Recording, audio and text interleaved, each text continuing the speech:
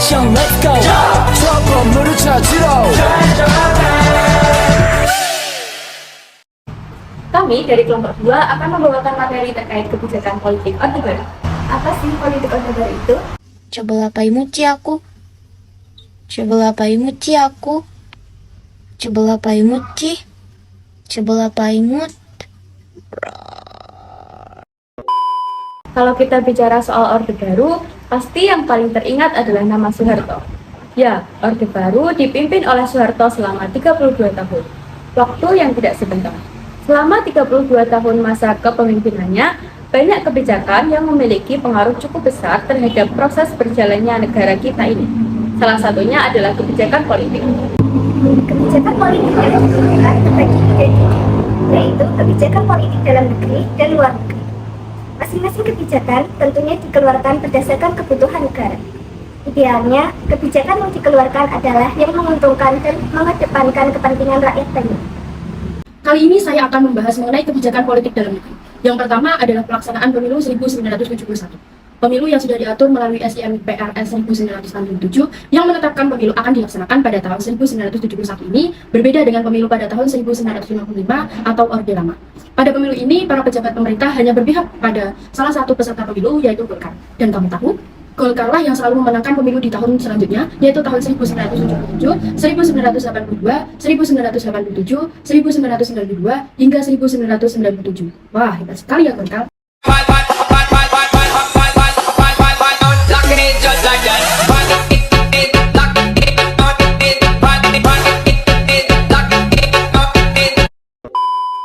Yang kedua adalah penyederhanaan partai politik. Pada tahun 1973, setelah dilaksanakan pemilihan umum yang pertama pada masa pemilihan Orde Baru, pemerintah melakukan penyederhanaan dan penggabungan atau fusi partai-partai politik menjadi 3 kekuatan sosial politik. Penggabungan partai-partai politik tersebut tidak didasarkan pada kesamaan ideologi, tetapi lebih atas persamaan program. 3 kekuatan sosial politik itu adalah 1. Partai Persatuan Pembangunan atau PPP yang merupakan gabungan dari NU, Parmusi, PSSII, dan Perti. 2. Golongan Karya. 3. Partai Demokrasi Indonesia atau PDD yang merupakan gabungan dari PNI, Partai Katolik, Partai Murba, IPKI, dan Parkindo. Penyederhanaan partai-partai politik ini dilakukan pemerintahan Orde Baru dalam upaya menciptakan stabilitas kehidupan berbangsa dan bernegara. Pengalaman sejarah pada masa pemerintahan sebelumnya telah memberikan pelajaran mengenai perpecahan yang terjadi di masa Orde Lama karena adanya perbedaan ideologi. Politik dan ketidakseragaman persepsi serta pemahaman Pancasila sebagai sumber hukum tertinggi di Indonesia. Yang ketiga adalah dwi-fungsi ABRI. Dwi-fungsi ABRI adalah peran ganda ABRI sebagai kekuatan pertahanan keamanan dan sebagai kekuatan sosial politik. Sebagai kekuatan sosial politik, ABRI diarahkan untuk mampu berperan secara aktif dalam pembangunan nasional. ABRI juga memiliki wakil dalam MPR yang dikenal sebagai fraksi ABRI, sehingga kedudukannya pada masa Orde Baru sangat dominan. Selanjutnya ada indoktrinasi Pancasila melalui pedoman penghayatan dan pengamalan Pancasila P4. Soeharto memiliki tafsir sendiri terhadap Pancasila dan tafsir Soeharto bersifat mutlak pada masa Orde Baru. Pada tanggal 12 April 1976, Soeharto mengumumkan gagasannya mengenai Eka Prasetya Pancakarsa. Gagasan tersebut kemudian diformalkan melalui TAP MPR nomor 4 1978 mengenai pedoman penghayatan dan pengamalan Pancasila atau bisa dikenal dengan P4. Kebijakan politik pada masa Orde Baru melibatkan penyusunan P4 atau pedoman penghayatan dan pengamalan Pancasila yang juga dikenal dengan istilah Eka Prasetya Pancakarsa, bertujuan untuk memberi pemahaman mengenai Pancasila bagi seluruh masyarakat. Yang terakhir ada program normalisasi kehidupan kampus (NKK) atau Badan Koordinasi Kemahasiswaan (BKK). Pemerintahan Orde Baru menerapkan kebijakan NKK atau BKK untuk mengubah format organisasi kemahasiswaan dengan melarang mahasiswa terjun ke dalam politik praktis. Dasarnya adalah Surat Keputusan Menteri Pendidikan dan Kebudayaan tentang pola pembinaan dan pengembangan kemahasiswaan di perguruan tinggi melalui Menteri Pendidikan dan Kebudayaan Daud Yusuf. Rezim Orde Baru membungkam aksi kritis mahasiswa terhadap jalannya pembangunan dan kebijaksanaan pemerintahan saat ini. Selanjutnya, kebijakan politik luar negeri. Landasan kebijakan politik luar negeri pada masa Orde Baru ditetapkan dalam TAP No. 12/PRS/1966.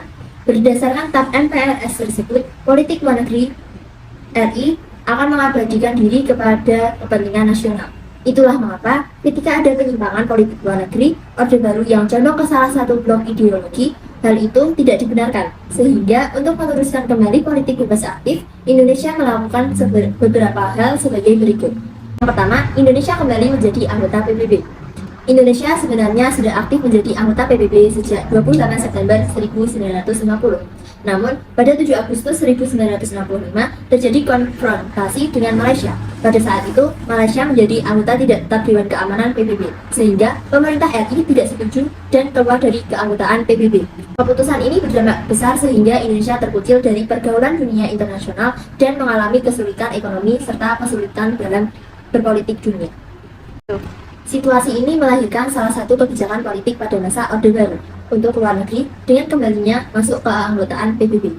Sesuai dengan hasil sidang DPRGR pada tanggal 28 September 1966, keanggotaan Indonesia di PBB kembali aktif. Hal ini juga terjadi karena banyak peran PBB untuk Indonesia. Yang kedua, pemulihan hubungan diplomatik dengan Malaysia dan Singapura dan pemutusan hubungan dengan Tiongkok. Pada tahun 1965, terjadi konfrontasi antara Indonesia dengan Malaysia dan Singapura. Untuk memulihkan hubungan diplomatik, dilakukan penandatanganan perjanjian antara Indonesia. Pemulihan hubungan diplomatik dengan Singapura melalui pengakuan kemerdekaan Singapura pada tanggal 2 Juni 1966. Kebijakan politik masa Orde Baru justru memutuskan hubungan dengan RRC. Kebijakan politik Indonesia tidak lagi berjalan dengan bebas dan aktif seperti sebelumnya. Maka, pemerintah Orde mengambil tindakan untuk memutuskan hubungan diplomatik dengan RRC dan meniadakan segala hal yang berbau Cina di Indonesia. Yang ketiga, memperkuat kerjasama regional dan internasional. Indonesia mulai memperkuat kerjasama baik regional dan internasional dengan melakukan beberapa upaya, yaitu yang pertama, turut serta dalam pembentukan ASEAN. Yang kedua, mengirimkan kontingen Garuda dalam misi perdamaian. Yang ketiga, ikut berperan dalam KTT non-blok. Yang keempat, berperan dalam organisasi konferensi Islam. Rakyat Timur Timur berada di bawah penjajahan Portugis selama sekitar 400 tahun. Pasca kudeta di Portugal pada 25 April 1974, Timur Timur mengalami perubahan dengan munculnya partai politik yang memiliki pandangan berbeda mengenai masa depan wilayah tersebut. Perundingan antara Portugal dan Indonesia terjadi.